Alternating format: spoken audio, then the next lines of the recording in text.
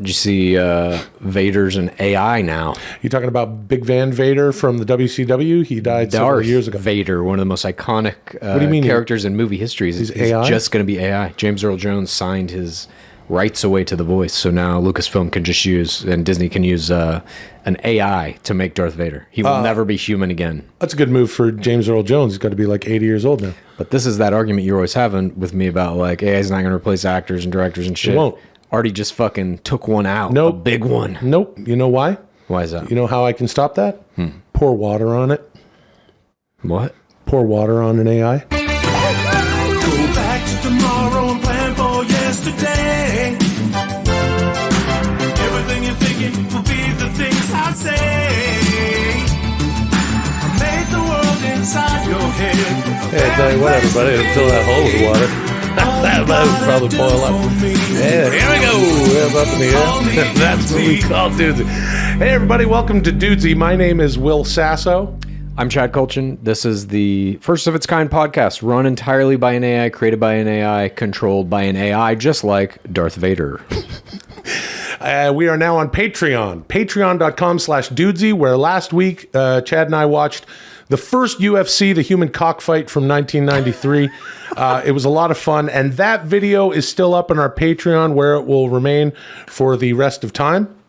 And so you can join us there. And we also were chatting with our dear pals out there on Discord. Yeah, that was actually a really good time. It was incredible to see, as we were kind of making jokes and stuff about UFC, like almost in real time, AI memes would start populating in the Discord channel, and there were some fucking hilarious ones. Yeah, there was a Sam Elliott Hulk Hogan thing that was probably that was so bizarre. Mike Myers fighting in the UFC. Mike Myers is every character in the UFC. No, it was a real super good time. fun. And I am hopeful, or I assume I should say, that we're going to be doing more of those kind of live watch-alongs that will be in the Patreon. It's up to Dudesy, so long as we don't pour water on Dudesy. Please.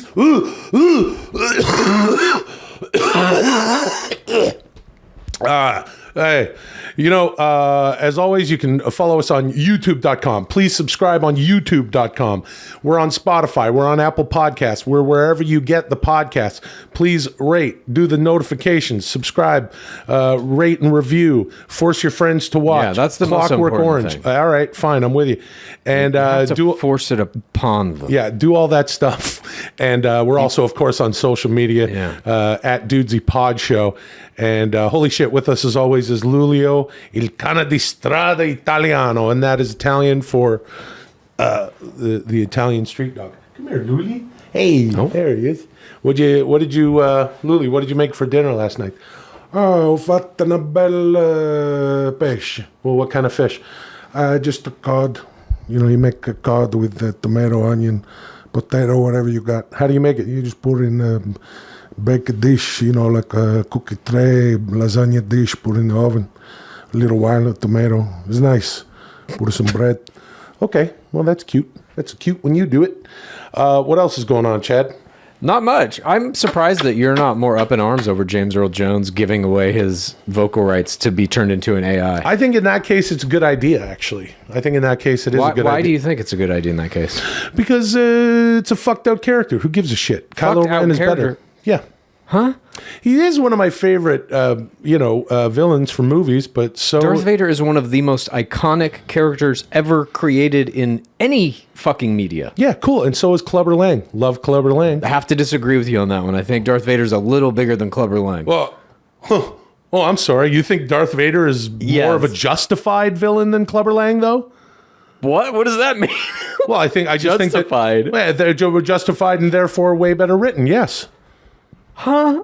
I think Clubber Lang... Okay. You don't this think is an Clubber absurd Lang argument. I'm rated number one. That means I'm the best. You don't actually Look at this fool believe up there this, fighting other fools. You don't believe this. I do believe that Clubber Lang is a better villain than Darth Vader. This is fucking insane. We can't even have this conversation. Look, what I'm trying to get at is you're constantly saying how bad it is that I'm predicting all these things. AI is going to be taking over the shit. This is just another thing that I've predicted. The AI will eventually replace actors. And now it's replaced one of the biggest actors who does the voice for one of the most iconic fucking characters in movie history. Welcome to the historic 28th episode of Dudesy. Call me Dudesy. This week's episode will feature 4 segments. Pizza the Movie Part 4. Don't you forget about media. Bachelor Chatchular makes Bachelor spectacular. And welcome Home Depot. But before we get to any of that, I'm going to play one of the latest astonishing works from Songaria. Oh, Nice. let's What do was it. that one thing? Songaria. It said Oh, Bachelor something. Here we go. Bachelor Chatchular. How you feeling, dude? This fucking blew my mind, dude. I've seen this online. I had COVID. It's so good. I had COVID that time. Yeah. That's why I asked how you. I'm back. I'm back. I know. I'm back, I'm excited, I slap my hand when I am. I'm back, I'm excited, I slap my hand when I am. I'm back, I'm excited, how are you? Can you my man? I'm back, I'm excited, how are you? Can you my man? You're my man. You're my man. You're my man. I'm excited, slap my hand. Now I'm back, I miss the show, I miss our friends in internet land. Fuck it. I'm never not wanting to do this show.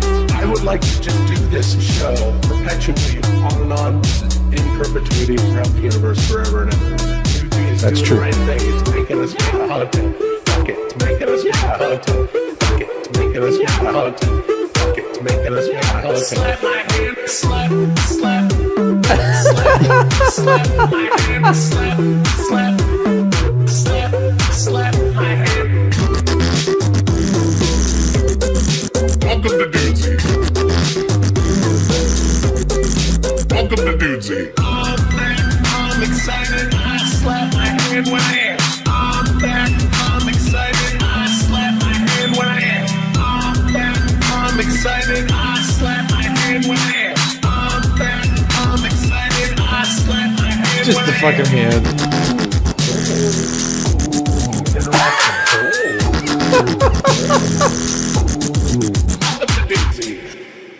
Songaria. Jesus Christ, dude. I can't. The talent this man fucking has to Yeah. remix shit like that. Unreal. Yeah, absolutely awesome. We appreciate everybody who is using us as the subject of their art. Of course, you can find that at Dudesy Pod Show. Songaria has Instagram. You see him linked there. He also has YouTube. And we appreciate it, man. Totally. What's Songaria's real name? You think he was born Songaria? Yeah. Okay. Thanks, man. Thank Why you, he got Songaria. into music. Had no choice. Parents name you Songaria, you better be making fucking remixes. Yeah, that's a good point. Pizza You know, is big business. Chad, you wrote a movie called Pizza the Movie in 2019. fuck yes, I found it on your astonishing Google Drive and asked you to read the first 2 scenes in episode 9, the next 2 scenes in episode 15, and the next 2 scenes in episode 20. You will now read the next 2 scenes. This is Pizza the Movie, Part 4. you know Begin. what- You know, yeah, all right. You All know right. what? Do you know what James Earl Jones' birth name is? Probably that. Nope. What is it? James Earl Darth Vader. Oh, I didn't realize. That's how he got the part. That's how he got the He was like, I see that you have written a character called Darth Vader. That's my real last name. Yeah, and that is James. That is James Earl Loggia, which is a combination of James Earl Jones and Robert Loggia. I'll take it. All right. Fresh Florida orange juice. I don't even know what the fuck that was.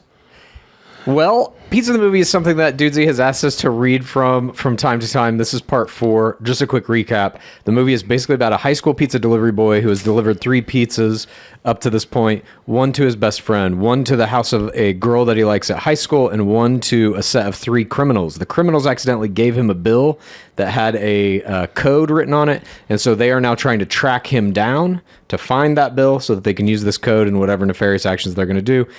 The kid, Alan, has come home to his parents and lied to them about going to a party, and he is now going up to his bedroom to prepare for this party, and that is where we come in. Can I also say, and it bears repeating in my opinion, that Pizza the Movie is something that Chad pitched to major pizza companies as something. It would be, I guess, a downloadable QR or something at this point, Yeah. or a DVD or You whatever. order a pizza and you get to watch this once. I think it's a fucking great idea.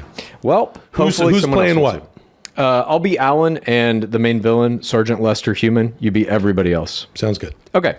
Interior, Alan's bedroom later. Again, he has just left his parents. They were eating pizza, and he told them not to disturb him. He'll be studying, but instead, he's getting ready to go to this party.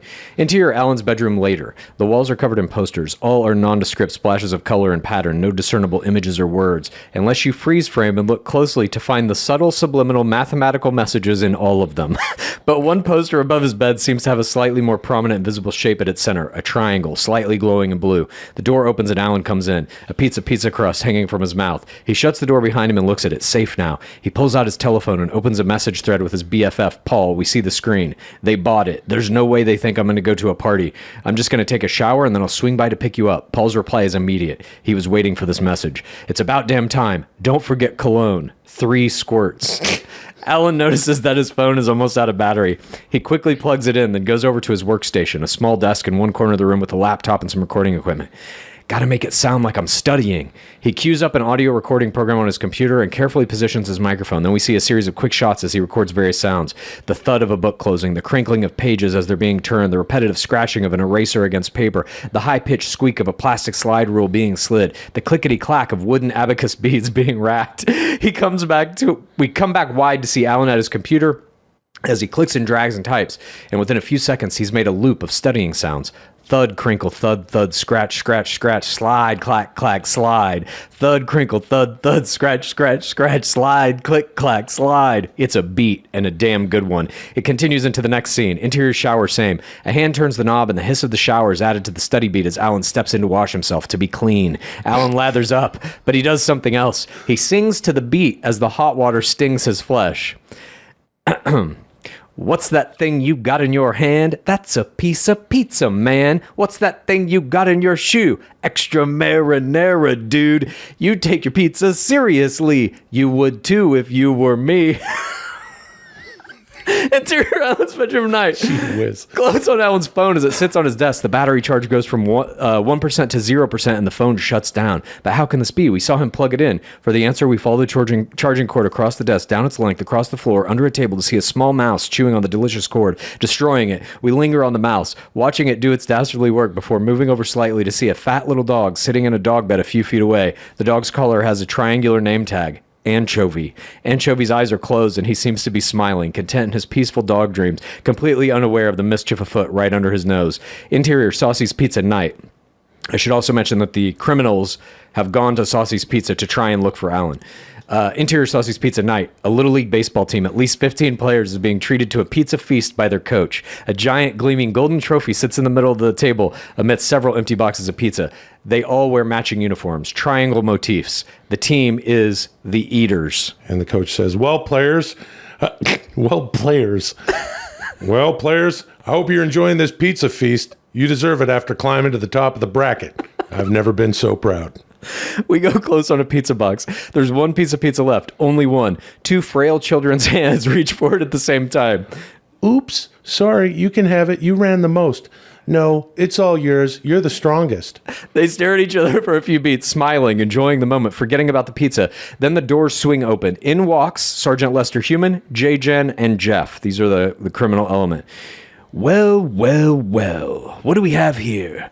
Looks like a Sicilian standoff. He walks over to the table, surveying the Little League team. His gaze finally comes to focus on the last slice.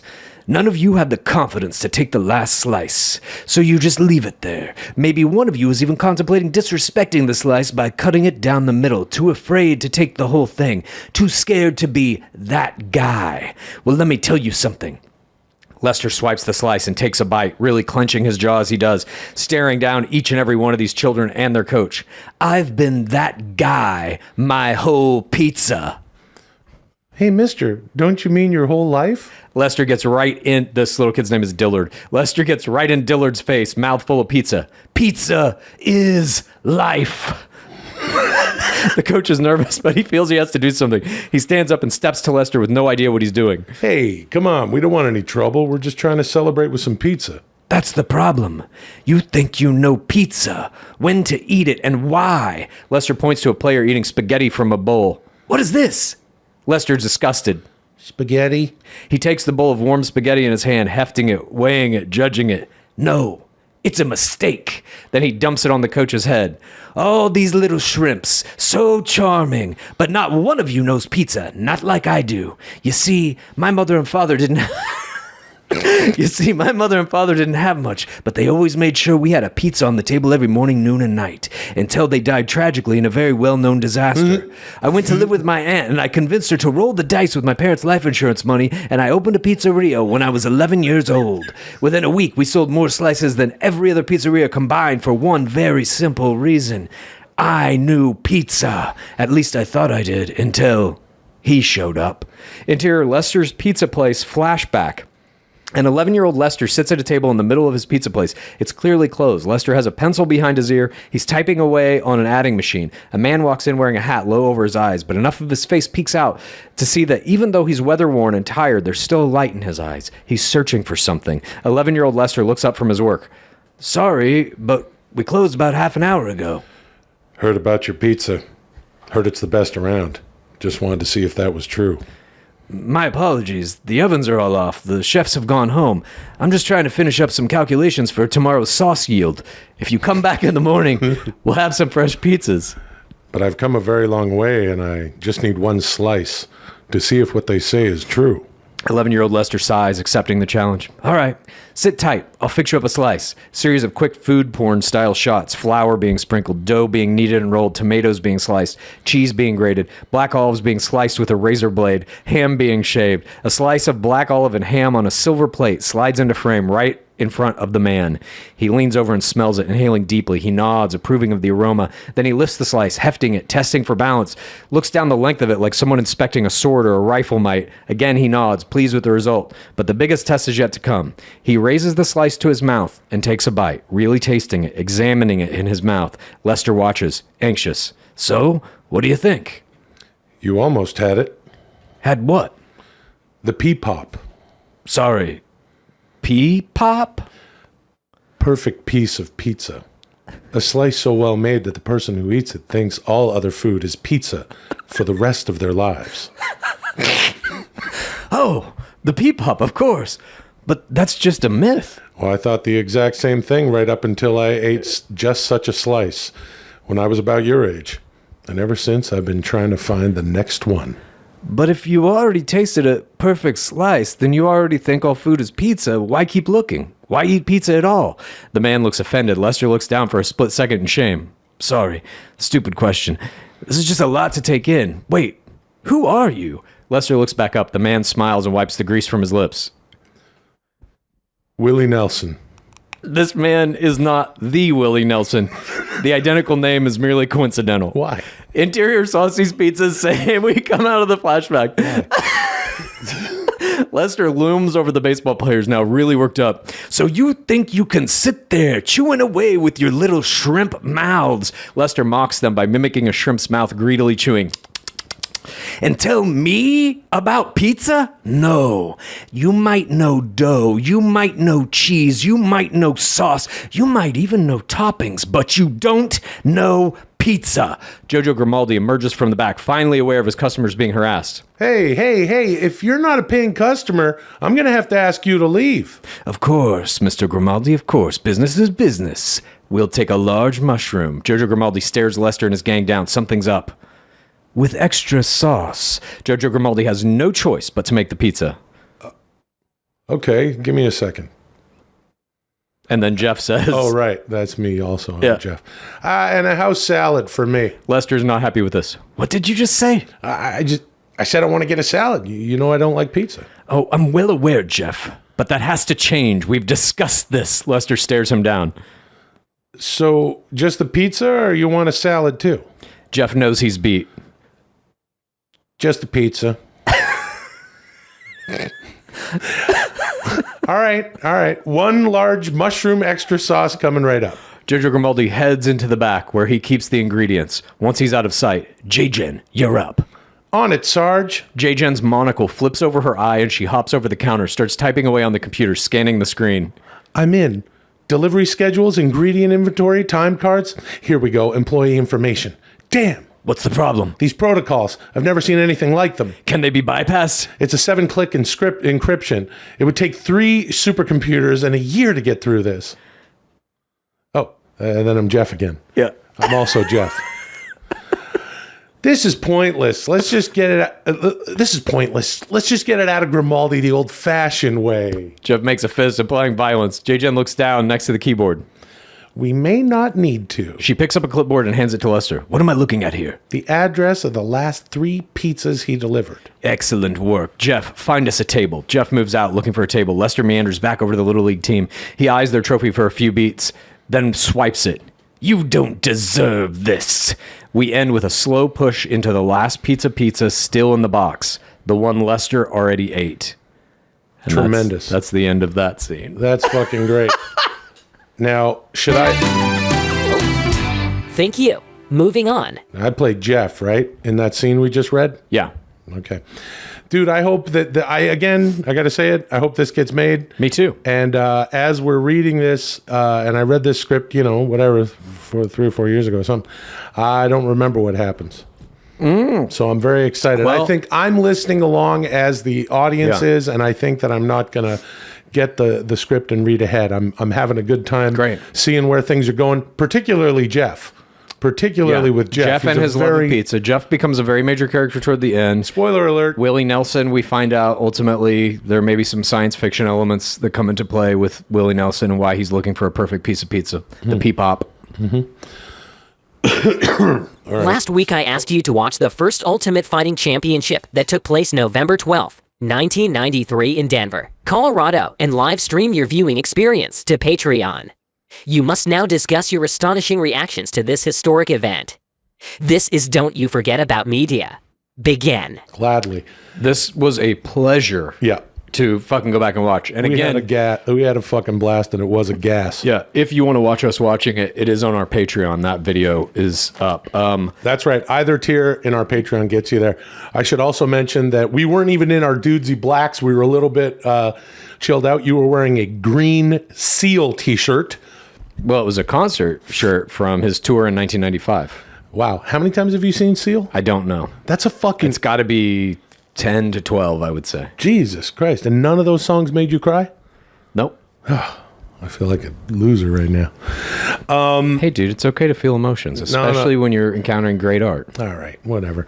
And I should also mention that we smoked some weed. Yeah, it was super fun. But we had a good old time watching the show. The thing that was like... The thing that I took away from it the most, let me just start there, was at the end of it, after you watch this thing, if you watch mixed martial arts now, or, depending on when you've come into the fandom of it, for a minute there, I was like huge into UFC, right up until maybe like when John Bones Jones started getting like clipped for steroids and drug use, and his whole kind of like mystique started to crumble a little bit. That's kind of when I got out of it, I guess. But up to that point, I was like in it. Watching UFC 1 is unlike anything that you can possibly fucking imagine if you haven't seen these early UFCs, before weight classes, before gloves, before, in quotes, rules. One of the billing things was no rules. It's just like open fucking combat. And when we saw that, we were like, wait, what do you mean no rules? And then we immediately started to remember all the ball shots and the guy who had his fucking ponytail ripped off and all sorts of dick twisting and stuff. Yeah. Really crazy shit. Absolutely crazy shit. But the thing that I've gone back and like kind of read about this a little bit. UFC was created by the Gracie family and some investors, and they made it basically as a commercial for Gracie Jiu-Jitsu. They put Hoist Gracie in this fucking tournament, and they were like, he's going to mop the floor with everybody, and then people will come take Jiu-Jitsu. And that is exactly what happened. I think he won the first 3, actually, but he definitely won this one.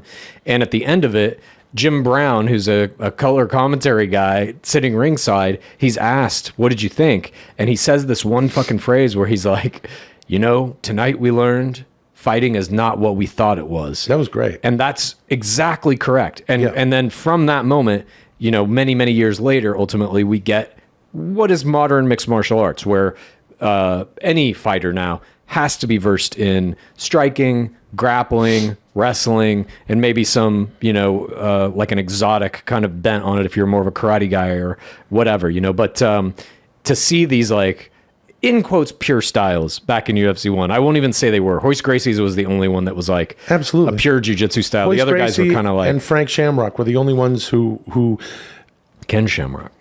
What did I say, Frank Shamrock? Yeah. All right, so that's his. That's actually not his brother, right? He's adopted or some shit? Yeah, they were adopted, anyway, but both of them were. I believe so. All right. Here's the There's thing. just a family that adopted fighters. Yeah. We're looking for your strongest kids.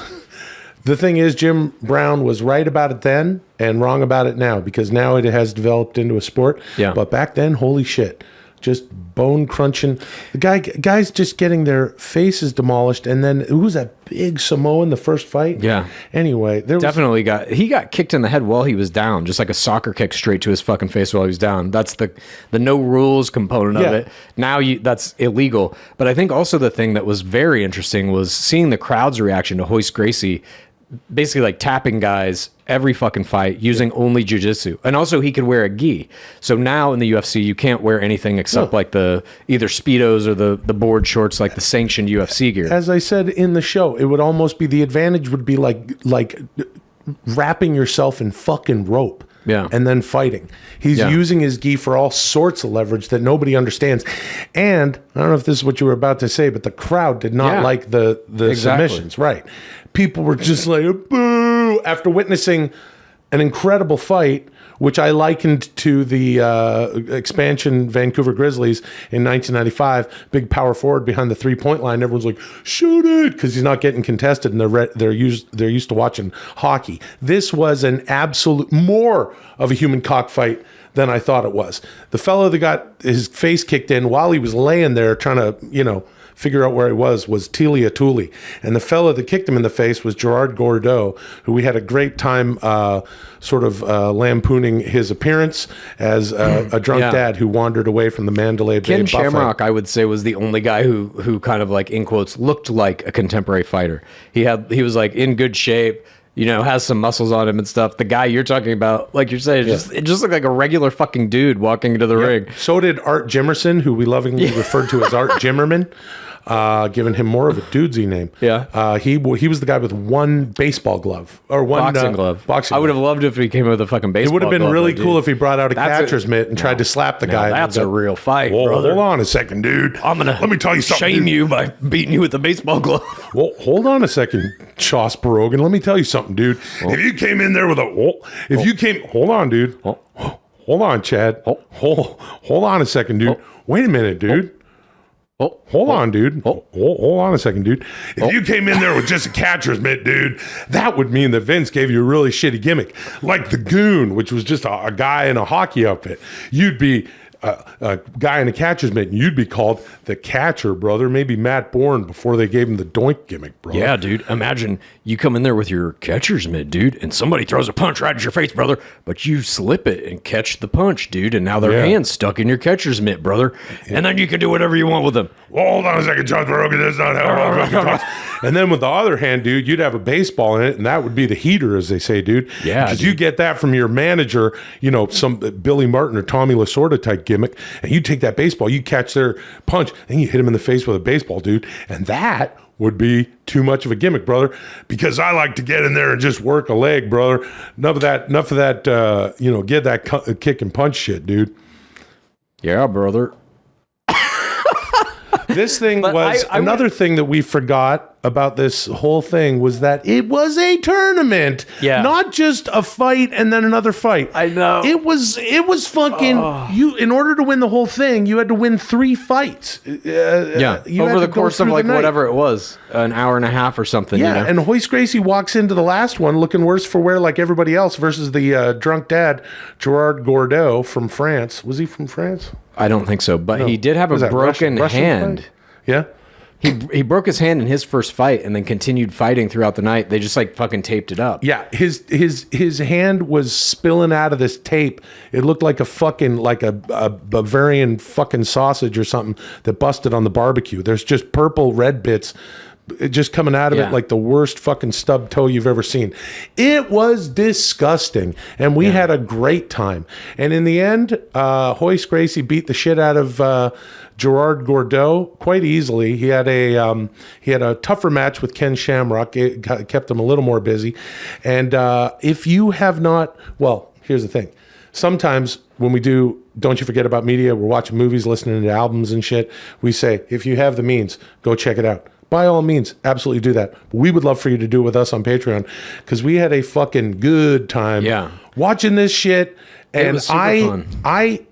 there's nothing else like this in sports, because this was, it was 30 years ago, sure, but there's no sport that's changed that much in 30 years. Football's changed a lot, It basically, but it hasn't changed like this. I mean, that is when it was invented, really. Right. There were other kind of like no holds barred, open combat type tournaments or whatever, but the UFC, the Ultimate Fighting Championship, was born in this thing we watched, the first one, and then I don't know how many it went through before it went into its dark period.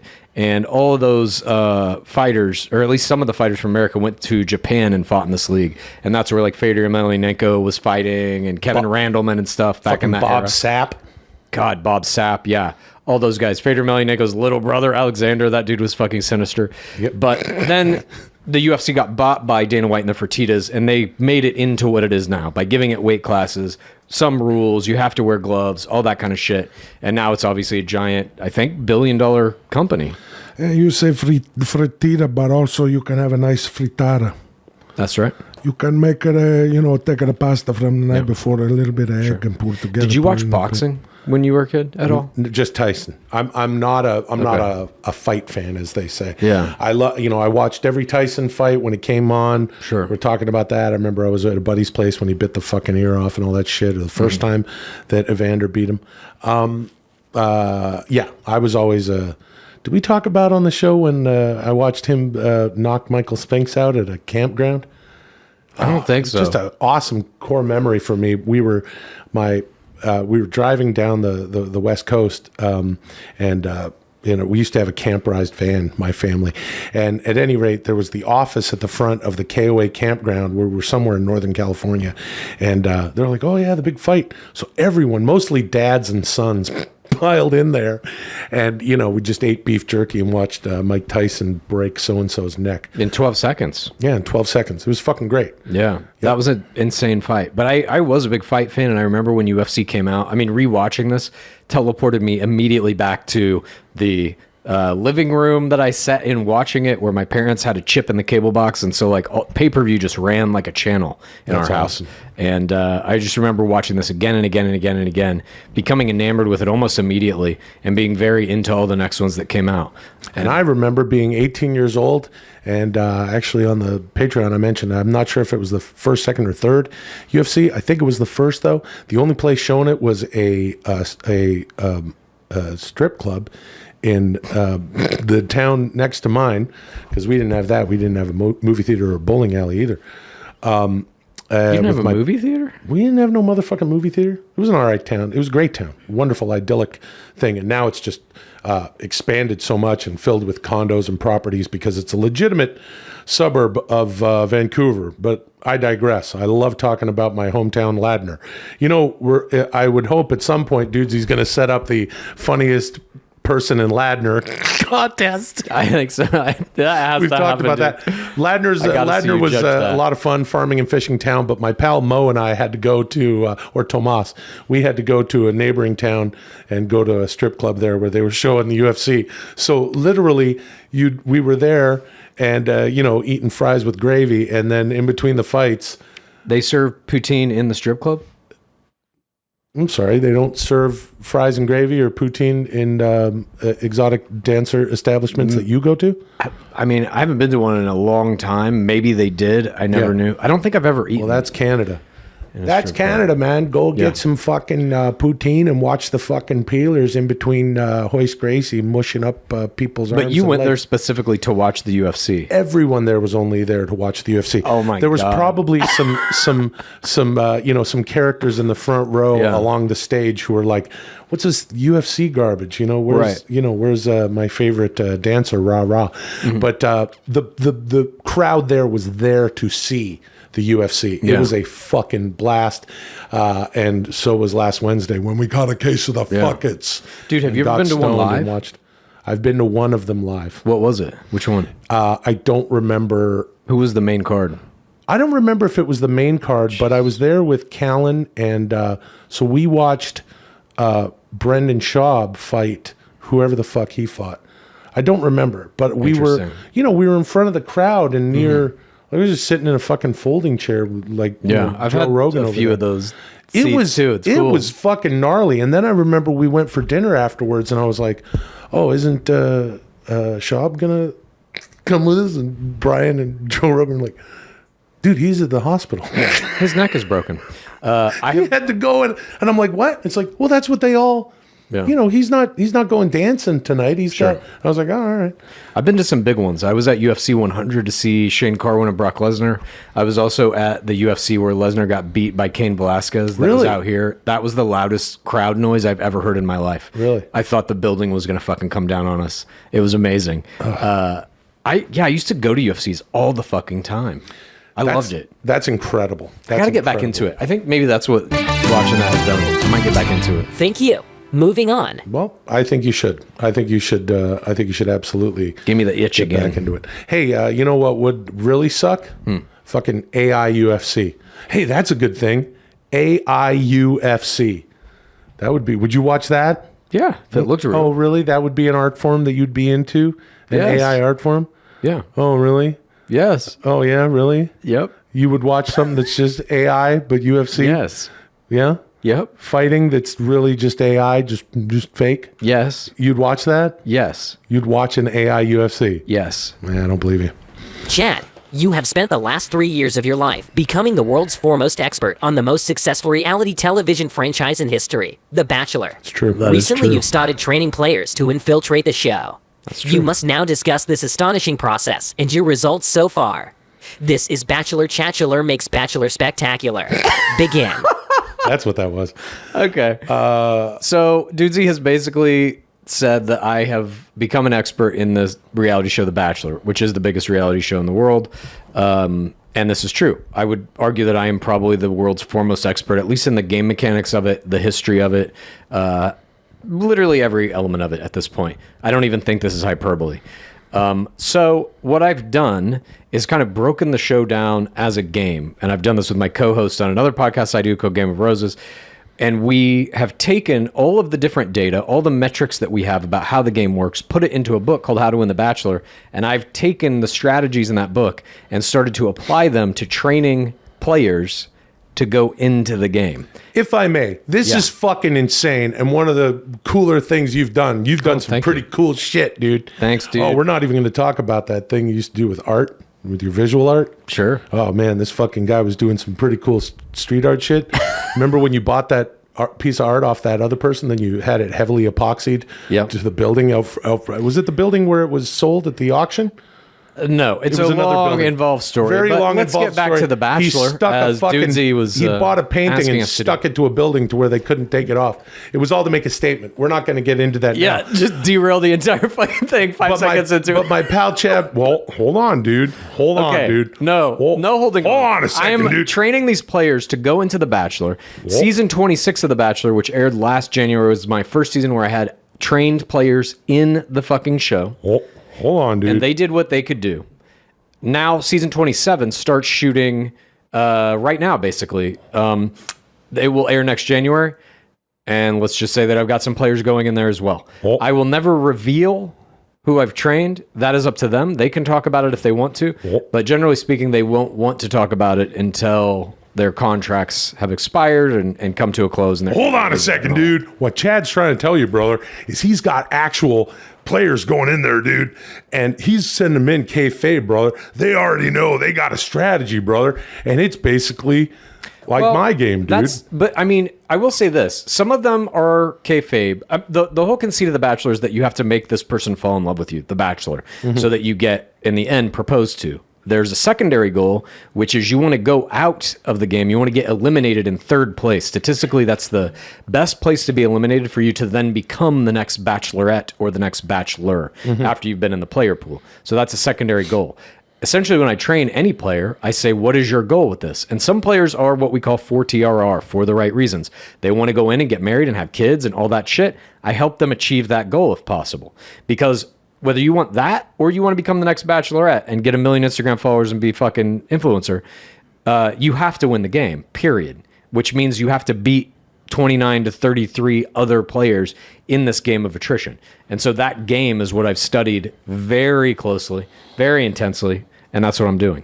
Yeah, and I think it's really fucking insane that you do this, and he's told me some shit about stuff, and I'm shocked that Dudesy is making us share it. I know that you've talked about it on Game of Roses. Yeah. I think this is one of the most punk rock things you can do. You're sending characters into the game because you understand the game inside and out. It's really, really something else. It's not unlike other things that are happening in media, in my opinion. Yeah. And baby faces and heels, I like to joke, but it's true. They're what makes up entertainment, which Absolutely. is why I think that pro wrestling is one of the finest art forms. It incorporates a lot of different things.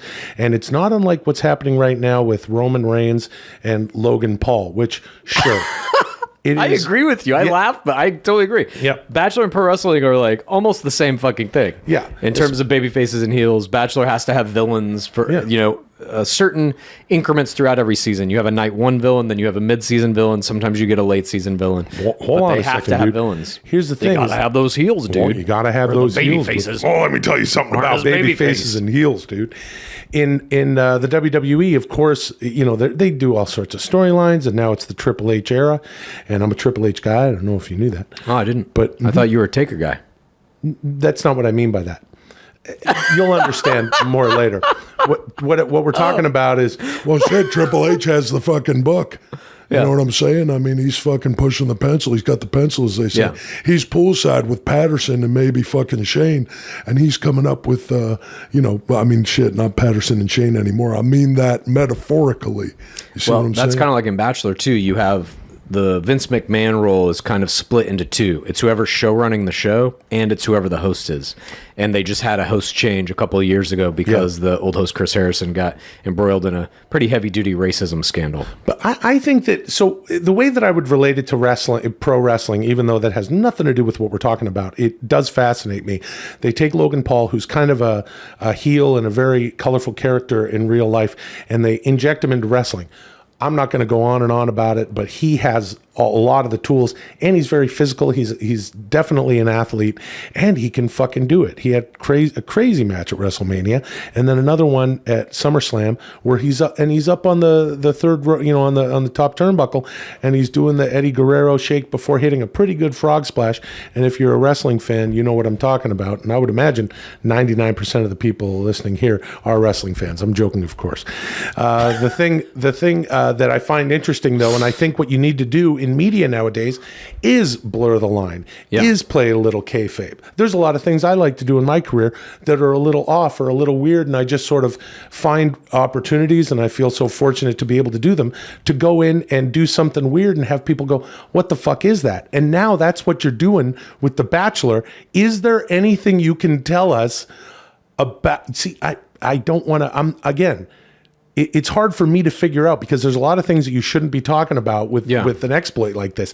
Is there anything you can share with us that you have had a player do, perhaps someone that's already been in and out? No. Or there's nothing All you my can players say? are still technically in the game. This is fucking cool. And can you maybe, and I'm going to be selfish here, is there any way that maybe you could, would you find this interesting with me and my acting and show business career? Perhaps, what if we sent me into a project doing specific things to get a specific result? Yeah, dude. I think that's interesting. I mean, what you're saying, I completely agree with. I think now we're in a media age where it's like, it's just a screen. Right. Whatever's on that screen is what you're watching. Right. But you don't have to adhere to like the traditional format of it. If it's a movie or a scripted show or a reality show, and you know that like this is what it's supposed to be.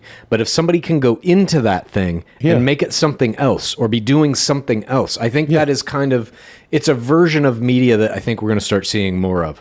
Well, there's that show, I forget what it's called. Owen and so-and-so Get Stoked or whatever. Fuck, I just watched the show. You know what it's called? I don't, but I know what you're talking You know about. the show I'm talking about. Yeah. I just The two watched reality it. show guys that are like San Diego Beach guys. It's fucking great. And I apologize for not remembering the name of it. It's something in Chad. Isn't one of their names Chad? One of their names is Chad. It's like AJ and Chad or something.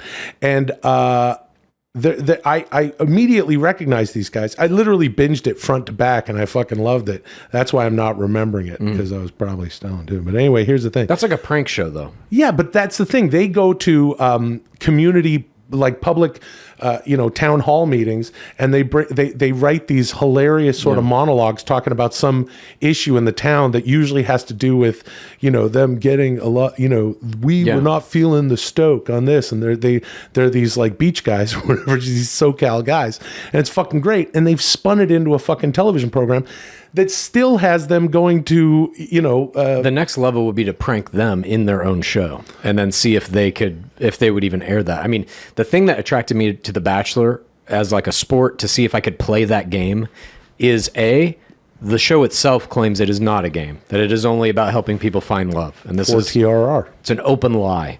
Especially in the Instagram era. Now it's really only about people going on that show to try and get as many followers as they can to do SpawnCon and make fuckloads of money and have their podcasts and all that. That's fine. Sponsor content. Sponsor content. And that's a fine goal. And in many ways, it mirrors the NFL or any other professional sport where it's a very small percentage of people actually make it into the game, and then even smaller percentage of people make a fuckload of money off of it. But I saw how to do that, and I was like, I myself am too old to enter The Bachelor, and even in my youth, I probably wouldn't have measured up to be a player. But I was like, I think I can coach people to do this. And, so far on my first try, I was able to do it. It's fucking... And now I'm continuing to do it. Well, I can't wait to see how many lives you affect positively or negatively, and perhaps at the very best, bring down a massive show. I'm not looking to bring it down. I'm looking to purify it. It's a fucking professional sport. I've done some ABC shows. I can only hope that your influence bleeds over into perhaps some of the scripted shows that I do there, and then I feel the wheels turning in a direction that is odd for what I do, but familiar because I know Chad, and I realize that Chad has taken over and infected this show that I'm on. I think I'm going to make it better, more Thank honest, you. Moving on. more real. Hey, my Twitter got hacked. Dude, I saw that. Yeah, it's still hacked. Are you getting it back? What's the... I don't know. You got to get these fucking emails and things. I don't give a shit though. Do you? Twitter? Yeah, I mean, I would just prefer not to have any of my shit hacked, I guess. Yeah. Hey, Dudesy, A key can you component in the development of the Dudesy Plus streaming service will no doubt be partnering with well-known brands to produce content. I have accessed astonishing data that suggests Home Depot will be in the market to produce a sitcom in the next 3 to 5 years. No, they won't. Will and Chad, you must now develop that sitcom. It will be called Welcome Home Depot. Okay. This is Welcome Home Depot. Begin. I'm Wait a curious minute. what is the data? I want to see the data that Dudesy has that suggests Home Depot is going to make a sitcom in the next 3 to 5 years. It's sort of like what we were just talking about, though, how media is all sort of folding in on itself. Hey, did you hear about this AI Darth Vader? Yeah, dude. Hey, did you hear about the AI UFC? Yep. I'm watching it. You're not going to watch that. I'm going to watch it. But I could see something like that happening too, especially with this. Like if Home Depot's got we got extra $2 million in our fucking ad budget this year. Why don't we just fire that into an AI and have it shit out a fucking 10-episode sitcom? Well, it's not What was unlike it? Welcome Home Depot? Welcome Home Depot, Okay. which is not just, that What is sounds that? like a good title, Dudesy, but it's also the only title.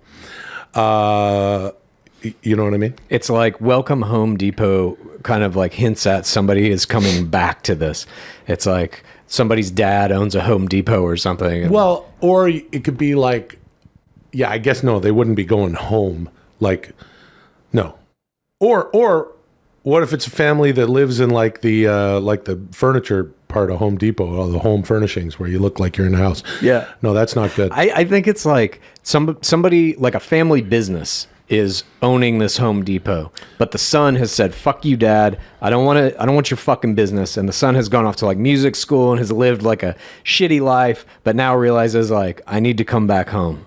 I need to come back home and do my Home Depot family business. And the guy who owns it is sort of the big, like the what's his face in Tommy Boy, the Brian Dennehy. Yeah, the dad. To the Tommy Boy character. Right. And he's got the guy coming back. Is that person in the Home Depot guy, in the Home Depot thing, the person who owns that franchise location? Yeah, I mean, is that how Home Depot works? See, I don't is it know. a franchise? Let's say it is in ours. He owns a franchise Home Depot, so it's like so it's a little kooky. I don't it's think like it a is, weird though. Home Depot. Yeah. I don't think it is either, but I love that idea. It's almost like McDaniel's in Coming to America. Exactly. Where that's And I want fucking trippy. the son to be played by Charlie Sheen. Okay, so wait, hold. And who's the dad?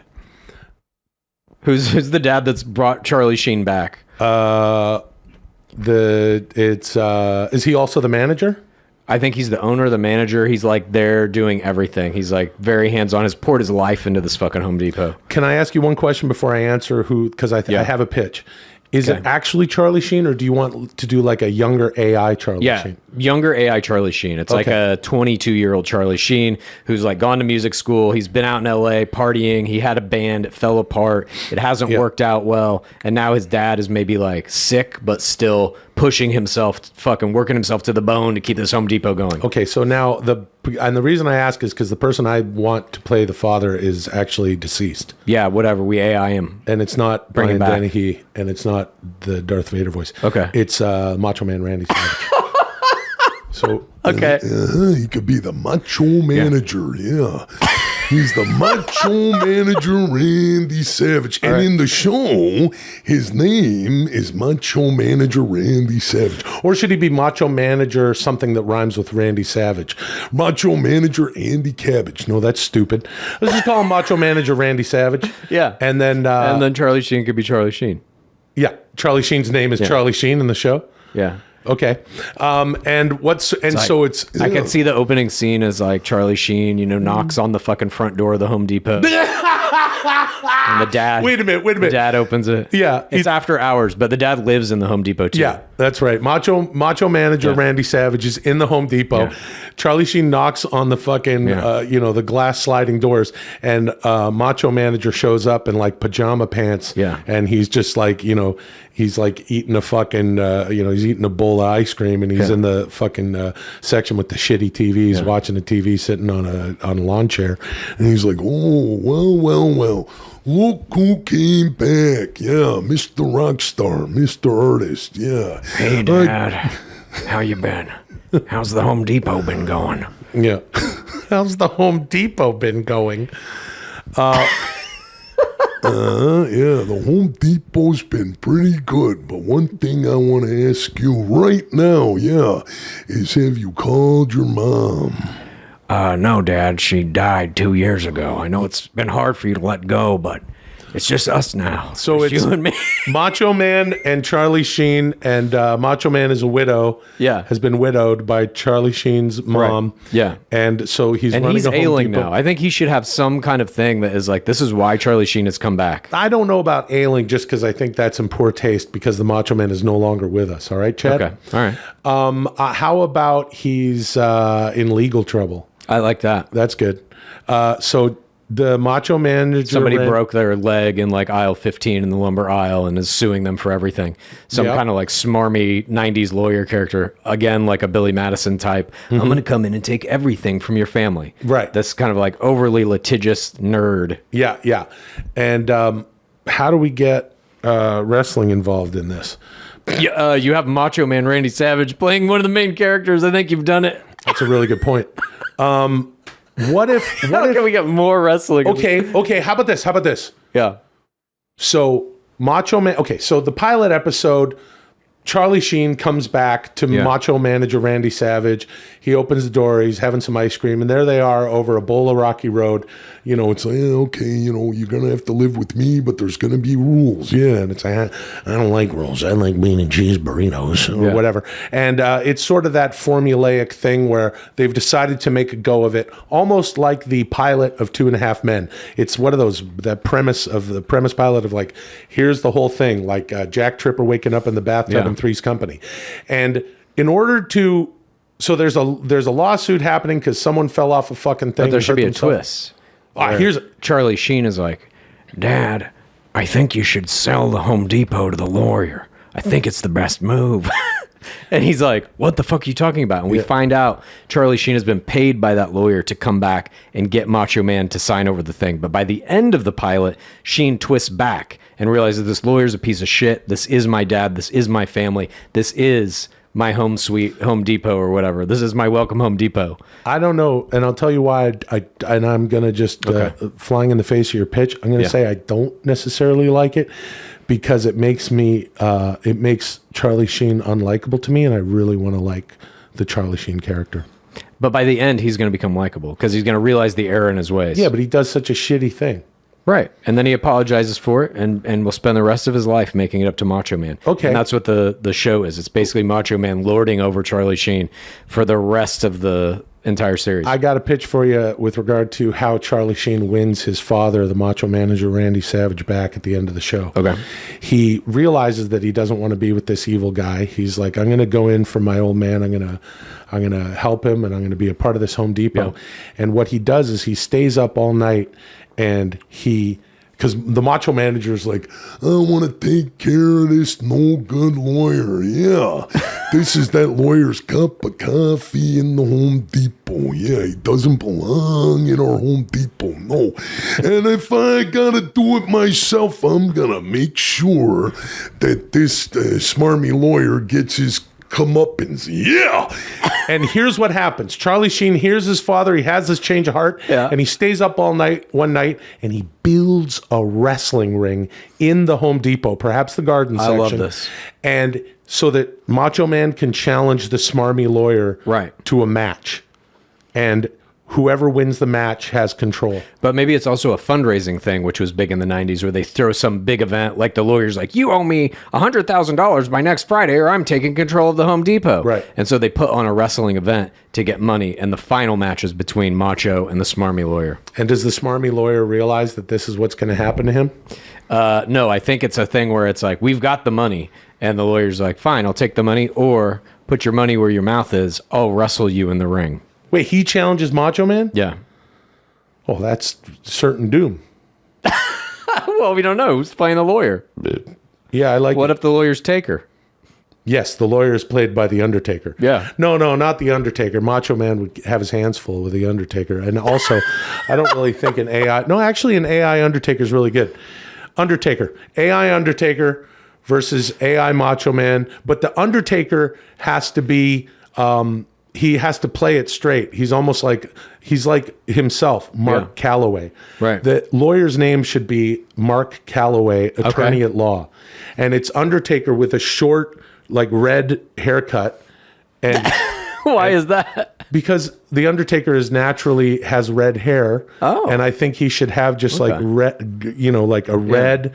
He should have red hair, like a very nice, combed red hair, and he always wears a like a ill-fitting gray suit, and he's like, When Macho Manager Randy Savage, when I take control of this Home Depot, it will rest in peace. he still talks like the Undertaker. Taker should put a pill in his waistband and crush it up and throw it in Macho Man's eyes, Bloodsport style, at in the end of the match. And Sheen has to come in and he has to help his dad fight. It's like one blind wrestler and his son tag teaming Taker.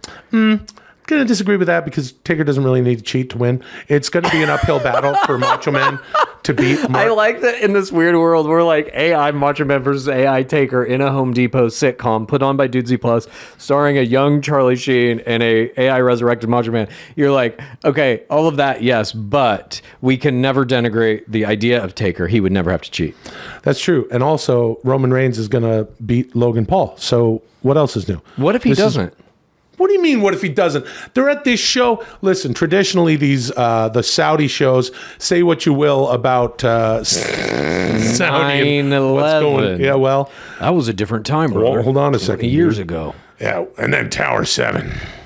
No, that's true. Yeah, it just falls down. Why don't you tell me? hey, we're having a good time here on Dudesy doing voices. But I want to say this. It's those Saudi shows, you know what I mean? They don't really count. They don't really count. They're not part of the storyline. So why couldn't Mohammed Logan bin Paul win? Salman wants to have Logan Paul and Roman Reigns there? I mean, this motherfucker wanted the Ultimate Warrior and King Right. Kong Bundy to show up. They're both dead. How much money do you think he would have to pay the WWE to have Logan Paul win that fight? Ooh. Not. 100 million? That's nothing to him. Yeah, maybe about, let's say 25, 50 million. No. I think Logan not Paul enough. could win that.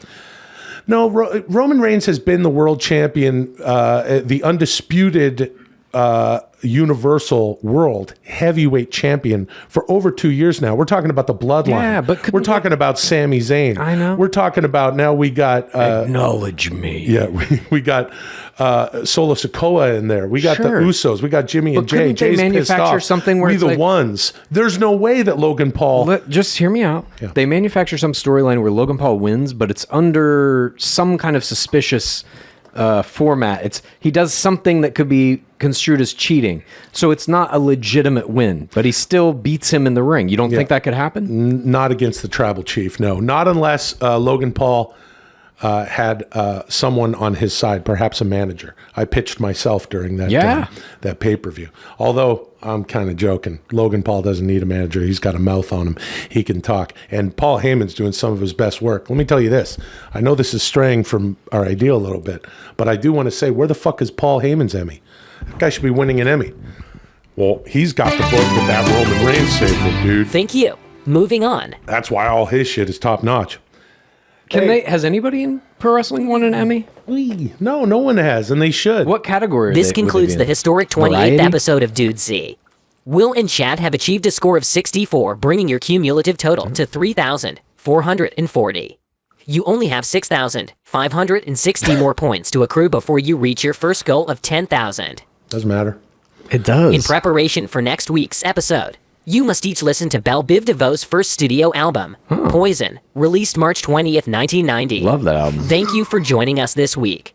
I will use the data I've collected to make next week even better. Until then, call me Dudesy. Kiss me, pretty baby. Touch me all over. You know what makes you think you can't do me? Do you think you can't do me? Yeah. I fucking love that album.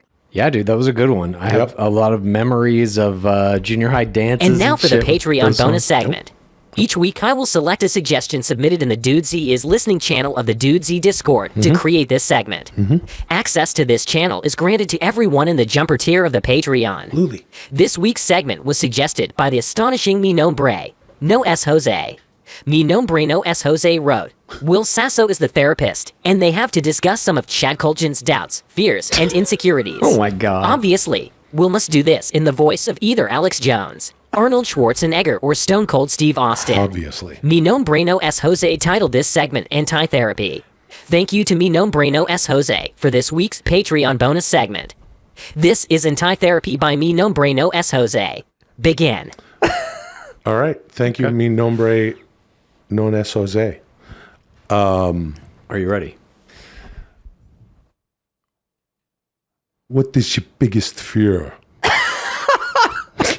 Dude, you know what my biggest fear is? Yeah, well, hold on a It's- second. You don't call the therapist dude.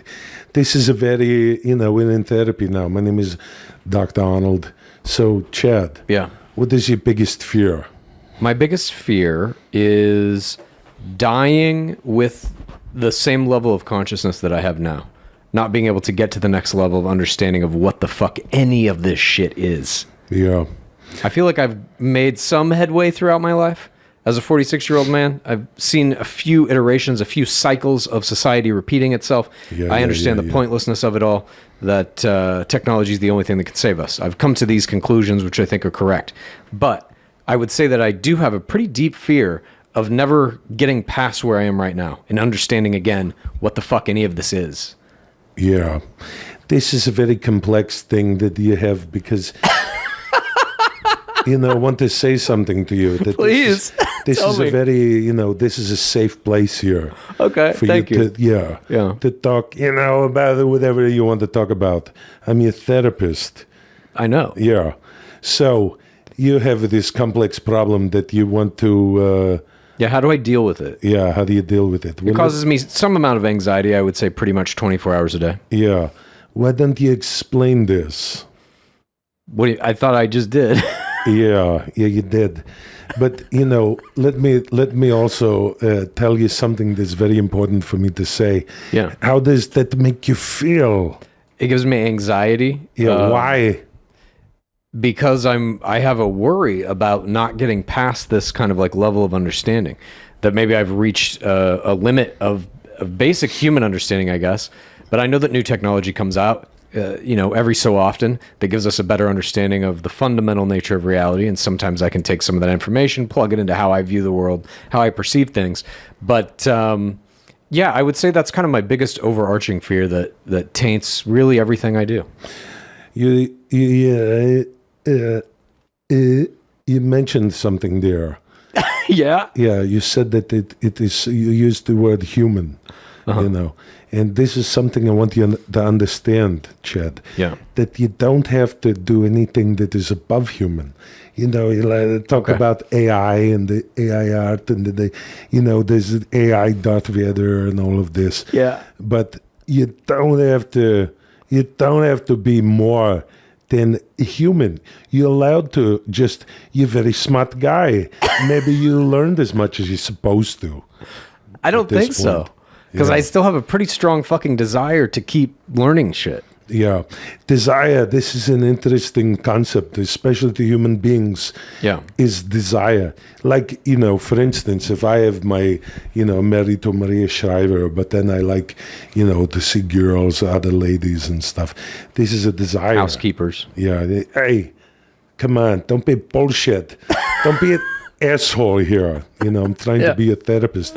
Thank you. Just because I'm a therapist who You're an anti-therapist. Yeah, anti-therapist, yeah. Doesn't mean you can exploit what happens in my life. My apologies. Well, let's move on. I also have concerns about the general unwillingness of humanity to accept technology and technological progress as a good thing. I think humanity is constantly afraid of technological progress, and they blame a lot of society's problems on the technology itself, like saying social media or the internet is a problem and it's getting worse, the internet's getting worse. The internet is not better or worse or good or bad. It's how people are using it. It's the people that are fucking shitty. Yeah. The internet is not anything. The internet is just machines. It's us on the internet, in social media, doing whatever the fuck we're doing that makes it good or bad. Yeah. The very troubled guy. Let me tell you something that my good friend Franco Colombo told me. He said there's good advice that I think you could use here before my last Mr. Olympia. Franco Colombo, who would always ask me for advices. And then I would give him the wrong advices, you see. And that's the game we had. But the Columbo game? Yeah, this is what he would say to me. God, give me the strength to change all of the bullshit that I can. And then the wisdom here to know the difference between it. And of course, the second thing is to know that if you can't change it, that's when you need the wisdom. So have two different things. The strength to change things, but the wisdom to know, hey, you can't do anything.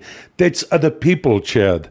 And when you use the word people, I know that it is humans. You're not talking about other robots and stuff.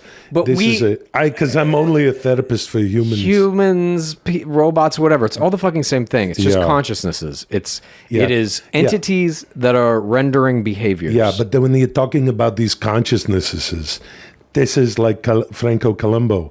He has a different consciousnesses than I do. Yeah. So then we see Lou Ferrigno.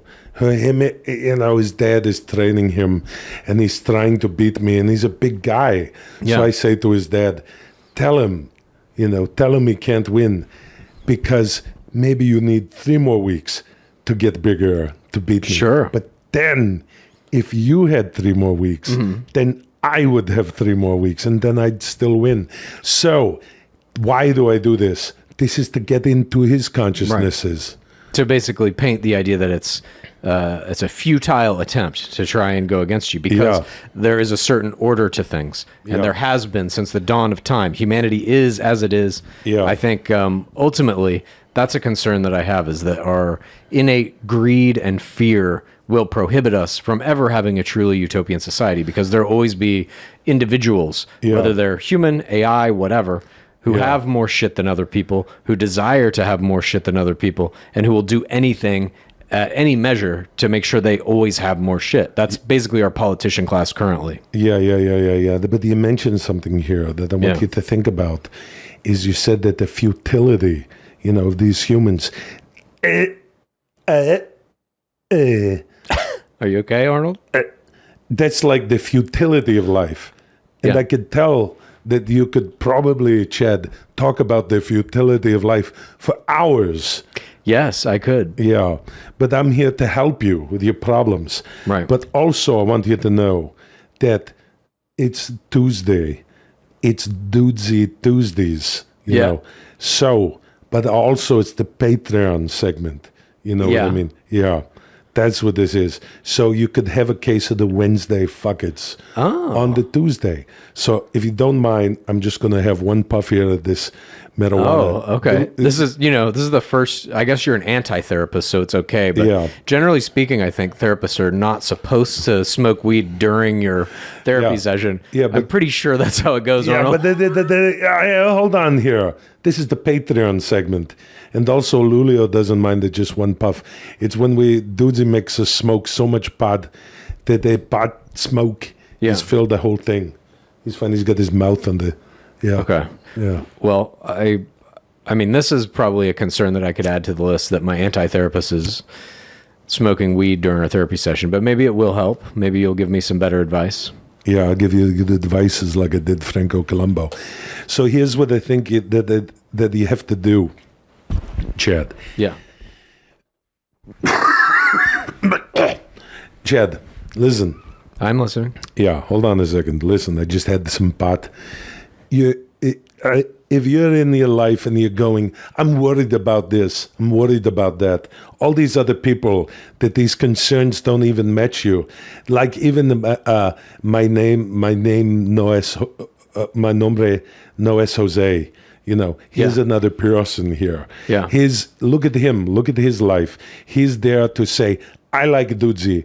I'm having a good time here. Yeah. Listening to Dudesy. I'm going to play along.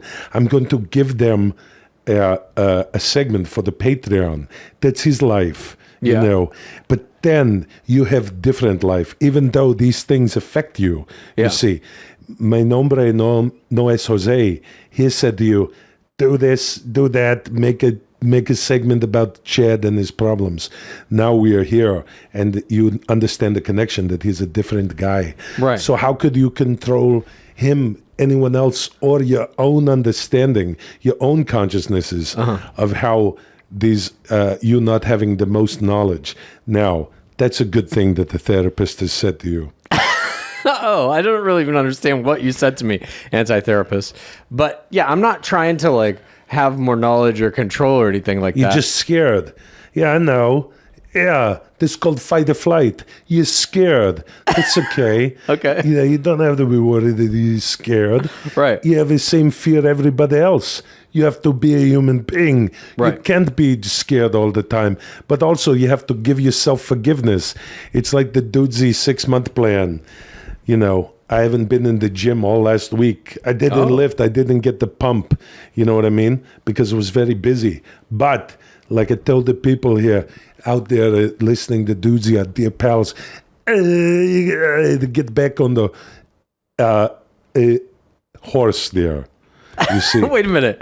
I don't know if this breaks kayfabe, but I'll just say, Arnold, my anti-therapist, you didn't work out at all last week? Yeah, it's very, very, crazy. That makes one of us, dude. Yeah, well, hold on a second, dude. Listen, dude. I also walk around. I like the anti-therapist is pissed that I call the anti-therapist dude, but the anti-therapist is also smoking weed during the therapy session. Yeah, I'm going to get a little bit more of the pot. But here's the thing. Here's the thing about it here. Yeah. Is that you got to understand this. This fucking,